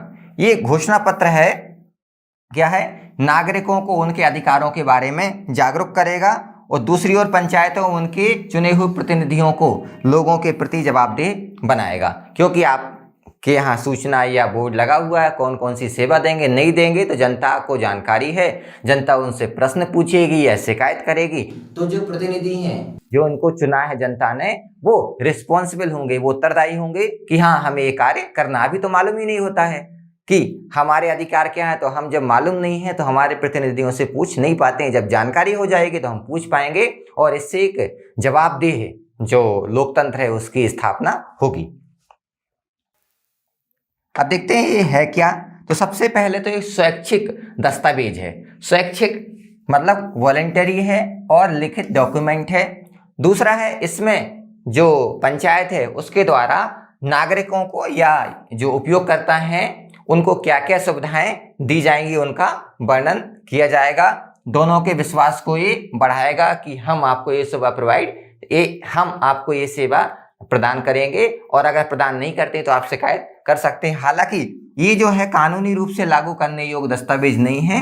मतलब आपने घोषणा कर दी या पंचायत ने घोषणा कर दी हम ये अधिकार ये कार्य करेंगे, लेकिन अगर कई बार वो कार्य नहीं कर पाते तो आप शिकायत कर सकते हैं, ठीक है। लेकिन ये कानूनी रूप से लागू करने योग्य नहीं है। एक मॉडल है, जैसे होते हैं ना नैतिक आचार संहिता, वैसे ही है। इसके अलावा इसमें क्या क्या सामग्री होगी, वही सामग्री नागरिक या किसी सेवा प्रदाता से आशा कर सकते हैं कि भाई क्या क्या हमें प्रोवाइड इस संस्थान के द्वारा किया जाएगा। जैसे आप किसी कार्यालय पहुंचे, कार्यालय में आपको नहीं मालूम ये कार्यालय कौन कौन से कार्य करता है या अधिकारी के कौन कौन से कार्य हैं, तो आप उनको जो आपका नागरिक घोषणा पत्र है उसमें लिखा रहेगा, आप पढ़ सकते हैं आसानी से। अभी ये होता है ना, किसी कार्यालय में आप गए तो आपने पूछा कि मुझे फलाना काम कराना है, बोल देते नहीं यहाँ नहीं होता, आप दूसरे उस वाले रूम में जाइए, तो ये समस्याएं समाप्त हो जाएंगी। ये हमारा विषय नहीं है, ये हमारे अंतर्गत नहीं आता है, तो इससे ऐसी समस्याओं से समाधान हमें मिल जाएगा। अब इसकी जरूरत क्यों है, ठीक है, मतलब जो सिटीजन चार्टर इसकी जरूरत क्यों है। सबसे पहली बात, प्रशासन को जवाबदेह और नागरिक हितैषी बनाने में। जब आपके जो कर्तव्य हैं, कार्य हैं, उनका स्पष्ट वर्णन है तो जनता को जानकारी ये कार्य आपके द्वारा किए जाएंगे तो आपको वो कार्य करना पड़ेगा, है ना। तो आप वैसे ही करेंगे क्योंकि आपको ये पता चल गया है कि जनता को भी पता है कि हमारे कौन कौन से कार्य हैं, तो आप नागरिकों के लिए कार्य करेंगे। नागरिकों के लिए कार्य करेंगे तो नागरिक हितैषी आप बन जाएंगे, जवाबदेह बनेंगे। पारदर्शिता सुनिश्चित करने में ट्रांसपेरेंसी की स्थापना होगी, क्योंकि आप जो भी काम करेंगे उनका जनता को भी मालूम है कौन कौन से कार्य किए जाएंगे। ग्राहक सेवा में सुधार, जब ग्राहकों के लिए, जनता के लिए कार्य किए जाएंगे तो सेवा की जो गुणवत्ता है वो बढ़ेगी, जनता संतुष्ट होगी आपसे। हितधारक दृष्टिकोण अपनाने में, हितधारक मतलब जिस व्यक्ति को जिस समस्या है, कोई कार्य की जरूरत है, आप उसको हित में ध्यान रखें। जैसे मान लो कहीं नाली की जरूरत है, आपने नाली बना दी तो उसके हितों की पूर्ति होगी। प्रशासन और नागरिक दोनों के लिए समय बचाने में, ठीक है, जब प्रशासन अपना कार्य या जो पंचायत है अपना कार्य सही तरीके से करने लगेगी तो जो अभी शिकायत में समय जाता है कि जनता प्रशासन की शिकायत कर रही है और उसमें निवारण में जो टाइम बर्बाद होता है वो टाइम बर्बाद नहीं होगा, जनता भी शिकायत नहीं करेगी, प्रशासन अपना काम, इसको मालूम है कि हमें काम करना ही है, तो जो लेट होता था, जो समय लगता था, वो समय अब नहीं लगे, काम करना ही है, बाद में शिकायत होगी, इससे अच्छा हम पहले ही कार्य कर लें, ऐसी भावना जो प्रशासन में या अधिकारियों में आएगी, ठीक है। तो ये इसलिए इसकी आवश्यकता है। अब चुनौती की हम बात करें कि भारत में चुनौतियां क्या है। सबसे बड़ी चुनौती है कि जो नागरिक घोषणा पत्र है पंचायतों के लिए, कि पंचायतें ये काम करेंगी। ये कौन तैयार करता है? बड़े अधिकारी तैयार करेंगे। ऐसे अधिकारी जिनके पास अत्याधुनिक तकनीकें हैं, है ना, जिनके पास सारी सुविधाएं हैं। और लागू कौन करेगा? जो निचले स्तर पर कोई कर्मचारी होगा जो इस नीति निर्माण में शामिल नहीं था, ठीक है, उससे नहीं पूछा गया था कि आपको ये कार्य करना है। अब अगर वो कार्य नहीं कर पाता, शिकायत किसकी होगी? जो नहीं कर पा रहा है। शिकायत उसकी नहीं होगी जिसने कानून को या ऐसा मॉडल बनाया है। तो उनकी भी सहभागिता इसमें शामिल की जाए। आगे हम देखते हैं कि कई बार क्या होता है कि जो नागरिक घोषणा उसमें संक्षिप्त में लिखा रहता है। संक्षिप्त में आप पॉइंट पढ़ लेंगे, लेकिन उन पॉइंट को पढ़कर एक आम व्यक्ति कई बार नहीं समझ पाता है। और जो वास्तविक जानकारी होती है वो भी कई बार जो नागरिक घोषणा पत्र हैं कई कार्यालयों में भी आपको देखने को मिलेंगे वो नहीं है। नेक्स्ट है कुछ प्रतिशत या कुछ परसेंट में हम देखें ना, कुछ ही लोग हैं जो इन नागरिक घोषणा पत्रों को समझ पाते हैं या समझते हैं कि नागरिक घोषणा पत्र होते क्या हैं। जब वो समझते ही नहीं है तो उपयोग कैसे कर पाएंगे? मतलब जागरूकता बढ़ाना भी एक बड़ी चुनौती है और सबसे पहले जागरूकता बढ़ाए जाने पर ध्यान दिया जाना चाहिए। इसके अलावा नेक्स्ट चैलेंज हम देखें तो नेक्स्ट चैलेंज में हम देखते हैं कि जो सेवा का वितरण है, जो आप सर्विस प्रोवाइड करते हैं, डिलीवर करते हैं, उसको आप कैसे माप सकते हैं? मापने का कोई तरीका नहीं है, मतलब इसको परिभाषित करना आसान नहीं है।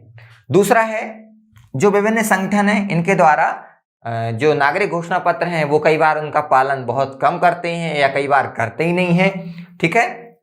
तो इसके लिए नागरिकों को क्षतिपूर्ति करने के लिए अनुकूल तंत्र नहीं है। इसका मतलब ये है कि अगर किसी व्यक्ति ने शिकायत की कि इस कार्यालय में नागरिक पत्र में लिखा गया था, लेकिन फिर भी उसकी शिकायत को उतनी तवज्जो नहीं दी जाती है और ना ही उसे क्षतिपूर्ति दी जाती है, ठीक है। इसके अलावा जो विभिन्न मंत्रालय हैं, जो डिपार्टमेंट हैं, उन्होंने स्वयं लागू नहीं किया है। आप देखें अधिकतर मंत्रालयों में जो नागरिक घोषणा पत्र है वो लागू नहीं है और आप डायरेक्ट निचले स्तर पर इसको लागू कर रहे हैं। इसको तीनों स्तर पर लागू किया जाना चाहिए, केंद्र स्तर पर, राज्य स्तर पर और स्थानीय स्तर पर। सभी स्तर पर ये लागू होगा तभी उतना प्रभावी तरीके से काम कर पाएगा और निचले स्तर पर भी एक अभिप्रेरणा, मोटिवेशन मिलेगा कि हाँ, केंद्र सरकार, राज्य सरकार के सभी विभागों ने इसका पालन किया, हमें भी करना चाहिए। नेक्स्ट हमारा जो टॉपिक है वो है कोर्ट के लाइव स्ट्रीमिंग या कोर्ट की जो कार्यवाही है उसको लाइव दिखाने या लाइव रिकॉर्डिंग के संबंध में। देखिए, अभी हाल में ही सर्वोच्च न्यायालय ने एक नियम का जो मसौदा है वो लॉन्च किया है, मतलब जिन्हें हम मॉडल नियम कह सकते हैं, वो फाइनलाइज नहीं हुए हैं, जिनके तहत क्या होगा, किस तरीके से जो न्यायालय की जो कार्यवाही है वो उसकी रिकॉर्डिंग की जाएगी या लाइव आपका प्रसारण किया जाएगा। ये इसका जो मतलब है, इसमें क्या है कि जो न्यायालय है, न्यायालय में कहीं ना कहीं हम क्या है, सूचना और संचार प्रौद्योगिकी, मतलब जो ICT है उसका प्रयोग हम कर रहे हैं। ये नियम क्या है, उच्च न्यायालय, निचली अदालतों और न्यायाधिकरण सब में प्रयुक्त होंगे। मतलब सर्वोच्च न्यायालय है, उच्च न्यायालय है, आपका जो अधीनस्थ न्यायालय है और आपके जो अधिकरण या ट्रिब्यूनल कहते हैं हम, उनमें लागू होगा। इससे पहले हम देखें कि भारत के CJI ने एक सुपेश नाम का जो पोर्टल था वो लॉन्च किया था, जिसका क्या था उद्देश्य, न्यायाधीशों और न्यायालय को क्या है, असिस्ट करना, उनकी सहायता करना और कानूनी इस जो सेक्टर है, कानूनी क्षेत्र में अनुसंधान करना था, ठीक है ना। तो ये पोर्टल लॉन्च पहले भी किया जा चुका है। अब जो मसौदा है, ड्राफ्ट है, इसमें कौन कौन से नियम निर्धारित किए गए हैं। सबसे पहला नियम देखें, कार्यवाही का प्रसारण, है ना, मतलब कौन कौन सी जो न्यायालय की कार्यवाहियां हैं उनका प्रसारण किया जाएगा और कौन कौन सी इनका प्रसारण नहीं किया जाएगा। देखिए, जो वैवाहिक विवाद हैं इनका प्रसारण नहीं किया जाएगा। लिंग आधारित कोई हिंसात्मक जो विवाद है, हिंसात्मक जो अपराध है उसकी सुनवाई हो रही है, ठीक है। नाबालिगों संबंधित कोई मामला है, ठीक है ना, ऐसे कोई मामले जो बेंच की राय में, मतलब जो बेंच मामला को सुनवाई करेगी वो कह देती है कि नहीं, इसका प्रसारण नहीं किया जाना चाहिए। ऐसा कोई जिसमें समुदाय के बीच दुश्मनी या वैमनस्यता की भावना फैले, ठीक है ना, ऐसे मामलों को छोड़कर, है ना, बाकी सभी जो कार्यवाही हैं उनका प्रसारण किया जा सकता है, ठीक है। दूसरा है, कौन से मामले प्रसारण करने योग्य हैं, कौन से नहीं हैं, उनका निर्धारण कौन सा प्राधिकरण, कौन सी अथॉरिटी करेगी, तो वही बेंच करेगी जो इन मामलों की सुनवाई कर रही है। वो निर्णय लेगी कि इन मामलों की प्रसारण किया जाना चाहिए या इन मामलों का प्रसारण नहीं किया जाना चाहिए। ठीक है, हालांकि ये जो प्रणाली है वो एक पारदर्शी होगी, खुली होगी। नेक्स्ट आते हैं हम, तीसरा इसमें जो पॉइंट है कि आपत्तियों की अनुमति। अगर कोई मामले की सुनवाई चल रही है तो उसके पहले या उसके बाद कोई अगर आपत्ति दर्ज करना चाहता है तो आपत्ति की अनुमति कौन देगा? जो बेंच है वो बेंच आपत्तियों को एक्सेप्ट कर सकती है। चौथा पॉइंट है कार्यवाहियों का रिकॉर्ड, मतलब जो कार्यवाही है, जो रिकॉर्डिंग की गई है, उनको कितने समय तक रखा जाए। तो इसमें 6 महीने तक का प्रावधान किया गया है, जिससे अगर दोबारा किसी को उसकी जरूरत है तो उसको वो देख सकता है। ठीक है, चले अब कुछ इस पर प्रतिबंध स्थापित होते हैं। अब प्रतिबंध क्या क्या है कि देखिए, सुनवाई के दौरान जो न्यायाधीश सुनवाई करेगा उस समय क्या होगा, अधिवक्ता और आपका जो मुवक्किल होता है ना, उसके बीच जो वार्तालाप है, संवाद है, उसका सीधा प्रसारण नहीं किया जाएगा और ना ही इसे संग्रहित मतलब स्टोरेज किया जाएगा। दूसरा है ये नियम सोशल मीडिया, मैसेजिंग प्लेटफॉर्म, ठीक है ना, आदि पर जो फॉरवर्ड होता है, मतलब जो भी रिकॉर्डिंग है उस पर भी रोक लगाते हैं। इस रिकॉर्डिंग को इन प्लेटफॉर्म पर क्या है, फॉरवर्ड नहीं किया जाएगा। कब तक? जब तक न्यायालय या अदालत इन्हें अधिकृत नहीं कर देता है। नेक्स्ट, इनका उपयोग किसी व्यावसायिक प्रचार के लिए वाणिज्यिक रूप में भी नहीं किया जाएगा। सरल भाषा में कहें, इनका दुरुपयोग नहीं किया जाएगा जब तक न्यायालय इनको अनुमति नहीं देता है। अब इससे लाभ क्या हो जाएंगे? लाभ सबसे बड़ा जो कागजी कार्यवाही होती है उससे निजात मिलेगी। सबसे बड़ी समस्या जो फाइलिंग की है ना, हर डिपार्टमेंट में फाइलिंग की समस्या, उससे निजात मिलेगी। दूसरा है इसको रख रखाव करने की जो समस्या होती है, फाइलें आपकी खराब हो जाती हैं, स्पेस घेरती हैं, है ना, ले जाने में, मतलब एक जगह से दूसरी जगह अगर फाइल को ले जाना उसमें भी दिक्कत होती है। तो ये सारी समस्याएं समाप्त हो जाएंगी। सिस्टम जो है न्यायालय का वो भी पारदर्शी बनेगा, क्योंकि जनता जो है लाइव उसको देख सकेगी। ठीक है, और उसके संबंध में जब जो न्यायालय में कार्यवाही होती है उसको वो आसानी से जान सकेगी। अभी क्या होता है कि न्यायालय में क्या चल रहा है बाहर की जनता को जानकारी नहीं होती है। तो इससे क्या है, अगर जानकारी होगी तो जो न्यायालय है वो पारदर्शी बनेगा, न्याय प्रणाली है वो भी तीव्र हो जाएगी। क्योंकि अब किसी व्यक्ति को अगर गवाही के लिए बुलाना है तो हो सकता है कि उसे वीडियो कॉल के माध्यम से उसकी गवाही, उसके सबूतों को देखा जाए, उससे प्रश्न पूछा जाए, तो ये आसानी से किया जा सकता है। ठीक है, इसके अलावा देखें इसमें समय बचेगा। ठीक है, अभी कोई आपको फाइल चाहिए, फाइल की आप RTI लगाएंगे, RTI के माध्यम से फिर आपको वो फाइल प्रोवाइड की जाएगी, तो समय देने वाले को भी लगेगा और मांगने वाले को भी लगेगा। लेकिन जब ये नेट पर उपलब्ध हो जाएगा तो आसानी से इससे ये फायदा होगा कि जब चाहे व्यक्ति उसको देख सकता है। और एजुकेशन सेक्टर में, मतलब लॉ के सेक्टर में जो छात्र होते हैं उनको भी इसका फायदा मिलेगा। ठीक है, नेक्स्ट है इसी में अनैतिक गतिविधियों की संख्या कम हो जाएगी इससे, है ना। जैसा कहते हैं कि अगर न्यायपालिका में लेन देन या कोई समस्या ऐसी है तो अब जब पारदर्शी होगा, है ना, लाइव रिकॉर्डिंग होगी, तो ये सारी समस्याएं भी इससे मुक्त हम या इन सारी समस्याओं से निजात मिलेगी।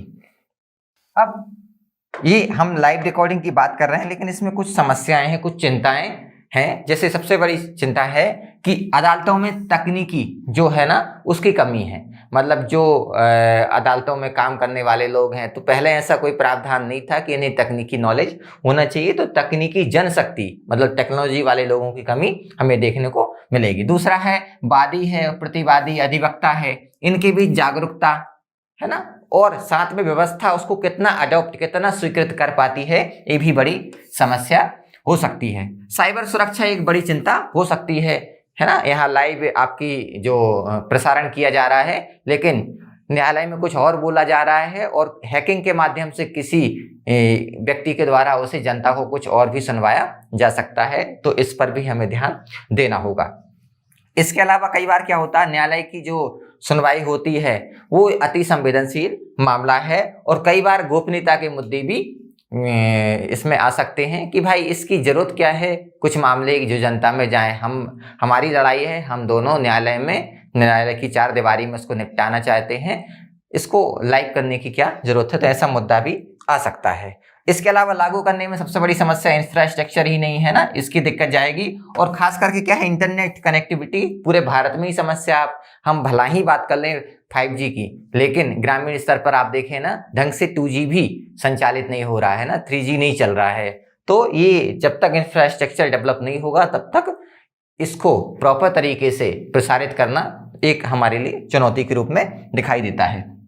अब हमारा जो नेक्स्ट टॉपिक है, सुरक्षित हम सुरक्षित तुम अभियान। हम सुरक्षित हैं तो आप सुरक्षित हैं, तुम सुरक्षित हैं। ये होम केयर सपोर्ट एक कैंपेन है एक प्रकार का, जो ऐसे व्यक्ति जो कोरोना के कम लक्षण वाले हैं, जिनका ट्रीटमेंट घर पर किया जा सकता है, और जहां पर ऐसा कुछ जिले इसमें निर्धारित किए गए हैं, चिन्हित किए गए हैं, जहां पर ऐसा प्रावधान या ऐसी सुविधाएं प्रोवाइड की जानी चाहिए जहां पर हम क्या कर सकें, हेल्थ पर जो बोझ है उसको हम 70% तक, लगभग 70% तक कम कर सकते हैं। तो इसमें 112 जो आकांक्षी जिले हैं वो चिन्हित किए गए हैं जहां पर ऐसी सुविधाएं या घर पर ट्रीटमेंट देने की आवश्यकता है। इसमें 1000 से अधिक NGO सपोर्ट करेंगे, 1 लाख से अधिक वॉलंटियर काम करेंगे, और लगभग 2 मिलियन जो फैमिली हैं उनको यहाँ पर सपोर्ट दिया जाएगा या सहायता प्रोवाइड की जाएगी। तो कोविड-19 के उन रोगियों को घरेलू देखभाल में सहायता प्रदान करने प्रशासन की सहायता के लिए शुरू किया गया, जो क्या लक्षणहीन है, ठीक है ना, ये सिम्टोमेटिक है या जिन्हें हल्के लक्षण है, ऐसे रोगियों का जिनका घर पे इलाज कर दिया जाए। तो जो आपका हेल्थ सेक्टर पर है, जो अस्पतालों पर जो बोझ है या जो भार है वो कम किया जा सकता है।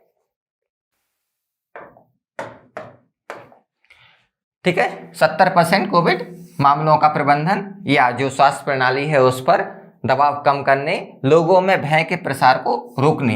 ठीक है ना, कोरोना बीमारी है, लेकिन कई बार क्या होता है, व्यक्ति बीमार इसलिए कई बार रिकवर नहीं हो पाता। कई बार क्या अधिकतर केसेस में होते हैं कि वो भय उसके अंदर स्थापित हो जाता है। कहते हैं ना कि अगर किसी व्यक्ति को कोई बीमारी ना हो और उसको बता दिया जाए कि आपको फलानी बीमारी है, तो वो अंदर ही अंदर रोग उसके अंदर बढ़ता जाता है। ठीक है, तो जो मनोवृत्ति है उसका बड़ा प्रभाव पड़ता है। जब उनका ट्रीटमेंट होगा वो ठीक हो जाएंगे, जो डर है वो डर दूर हो जाएगा। कोविड-19 के स्थायी प्रभाव को संबोधित करने का मतलब आकांक्षी जिले, ऐसे जिले जो इस सेक्टर में, हेल्थ सेक्टर में पिछड़े हुए हैं, उनको क्या है, दीर्घकालीन जो वहाँ के गरीब हैं या जो वहाँ के जो समूह हैं, उनको दीर्घकालीन लंबे समय तक ये स्वास्थ्य सुविधाएं प्रोवाइड करना है। अब कौन कौन से क्षेत्र हैं जिन पर फोकस किया जाएगा? इसमें 49 संकेतक हैं जिन पर ये आधारित है। खास करके उनमें हम देखें, स्वास्थ्य हेल्थ सेक्टर है, पोषण है, स्वास्थ्य, कृषि, जल संसाधन, वित्तीय समावेशन मतलब फाइनेंशियल इंक्लूजन। वित्तीय समावेशन का मतलब कि जो वित्तीय सुविधाएं हैं उनका प्रसार प्रत्येक क्षेत्र तक होना चाहिए। और इसमें आपको मालूम है, वित्तीय समावेशन में भारत सरकार के द्वारा जन धन योजना का प्रसार किया गया था, जिससे हर व्यक्ति की बैंक तक पहुंच हो। और कौशल विकास, बुनियादी ढांचा सुधार, ये सारे सेक्टर हैं, इन पर ये कार्य करता है। इसे हम आकांक्षी जिला कार्यक्रम के नाम से भी जानते हैं। जिन सेक्टर या इन जिलों में जिन सेक्टरों में कमी है, उन सेक्टरों पर ये काम किया जाता है। साथ ही क्या होता है, उन सेक्टरों में पहचान करके उन सेक्टर में काम करते हैं। काम करने के बाद कौन सा जिला ने कितना काम किया है, कितनी प्रोग्रेस की है, उसकी रैंकिंग भी प्रदान की जाती है। ठीक है, तो ये इसके साथ ये कार्य किया जाएगा कि इसमें 3C पर काम किया जा रहा है। इसे हम CCC कहते हैं। CCC में पहला है आपका कन्वर्जेंस मतलब अभिसरण।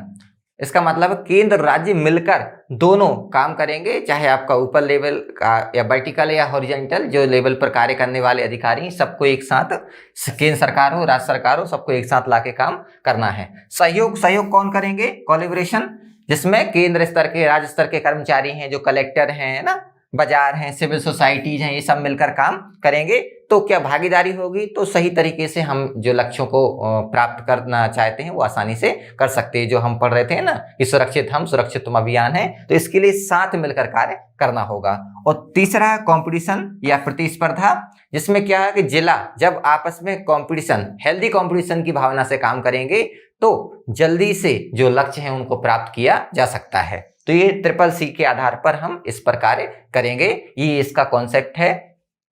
तो आपको समझ में आया होगा। तो आज हमारे टॉपिक हैं यहाँ पर समाप्त होते हैं। उम्मीद करता हूँ कि आपको ये समझ में आए होंगे। अब इसमें से आपको ध्यान रखना है कि कुछ जो फैक्ट हैं वो आपको याद रखने पड़ेंगे, बार बार आप इनको रिवाइज करते रहें और जो भी अपडेशन होता है इनमें आप इनको ऐड करते रहें। ज़्यादा नोट्स नहीं बनाने हैं, एक ही नोट्स में उनको ऐड करते रहें। और रिवीजन जो है ना वो सफलता की कुंजी है। इसी उम्मीद के साथ आज का लेक्चर यहीं समाप्त करते हैं। तब तक के लिए धन्यवाद। हाय, अगर आपको ये लेक्चर पसंद आया तो हमारे चैनल को सब्सक्राइब कीजिए, और अगर आप यूपीएससी 2021 के प्रीलिम्स के लिए सीरियस हैं तो हमारा क्रैश कोर्स जरूर ज्वाइन कीजिए। कोर्स की डिटेल्स आपको हमारी वेबसाइट, जिसका लिंक डिस्क्रिप्शन सेक्शन में होगा, उस पर मिल जाएंगी। नहीं तो आप हमें कॉल कर सकते हैं नीचे दिए गए नंबर पर।